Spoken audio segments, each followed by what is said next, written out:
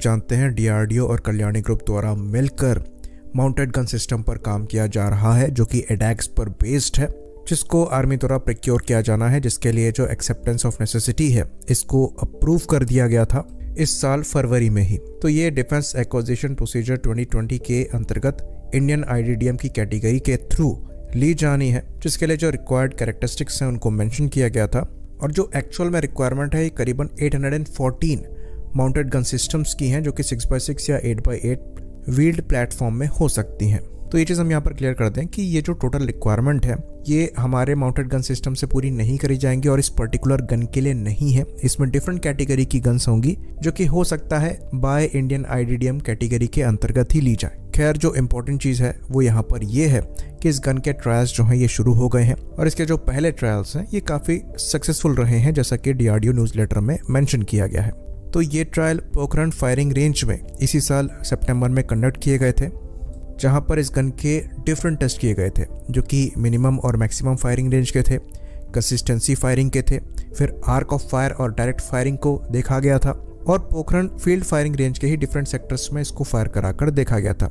साथ ही साथ different zone में भी इसकी फायरिंग कराकर देखी गई थी और सारे जो टेस्ट थे काफ़ी सेटिस्फैक्ट्री रहे थे। तो टेस्टिंग और ट्रायल्स में यहाँ पर ज़्यादा समय नहीं लगना चाहिए क्योंकि ये एटैक्स ही है जिनकी टेस्टिंग और ट्रायल्स काफ़ी समय तक चला है और लास्टली सक्सेसफुल रहा था और कुछ नंबर में इंडियन आर्मी वैसे ही उनको इंडक्ट करने वाली है। तो सेम गन के दोबारा से ट्रायल्स करने का मतलब नहीं बनता है। हाँ, यहाँ पर थोड़े डिफरेंसेस हैं, इनको ट्रक पे माउंट किया गया है पर गन परफॉर्मेंस उसमें बहुत ज़्यादा चेंज नहीं होगी, तो यहाँ पर लंबे टेस्ट करने का कोई मतलब नहीं है।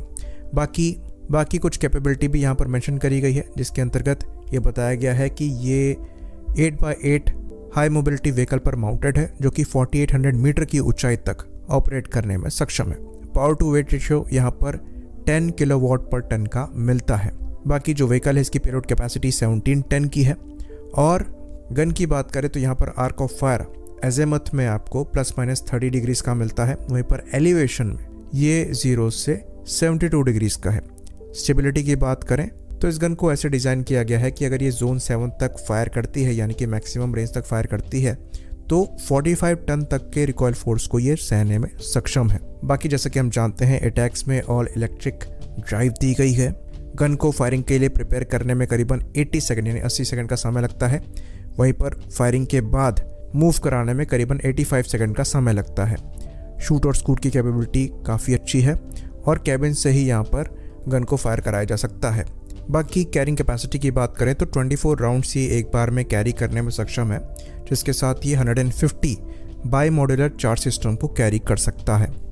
बाकी इसको दूसरी गन से भी कंपेयर किया गया है, जहां पर इसको इजरायली एटमॉस, फ्रेंच सीजर, चेक रिपब्लिक की जुजाना, सर्बिया की नोरा के कंपैरिजन में मैक्सिमम जो स्पेसिफिकेशंस हैं वहां पर आपको MGS इंडिया की ज़्यादा बेटर दिखाई देगी।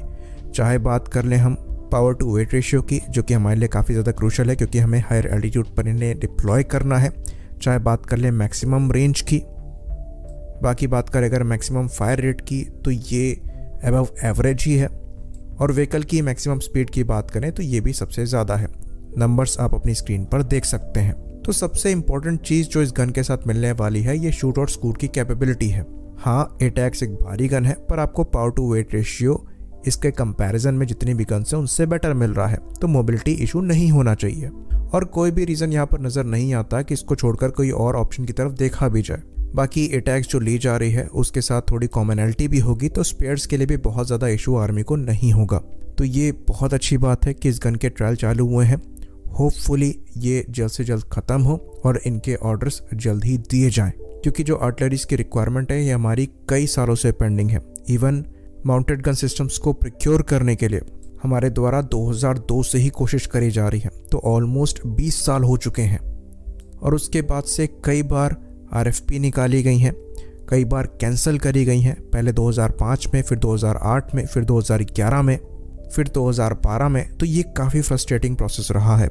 एक अच्छी चीज़ यहाँ पर यही हुई है कि अब तक कोई गन ली नहीं गई है और अब इंडियन ऑल्टरनेटिव मौजूद है जो कि इनकी कंपैरेबल गन से ज़्यादा बेटर परफॉर्मिंग है, एटलीस्ट अभी तक जो पेपर्स में दिखाई दे रहा है वहाँ पर। बाकी ट्रायल में अभी तक जो परफॉर्मेंस है ये भी सेटिस्फैक्ट्री ही बताई जा रही है। तो इन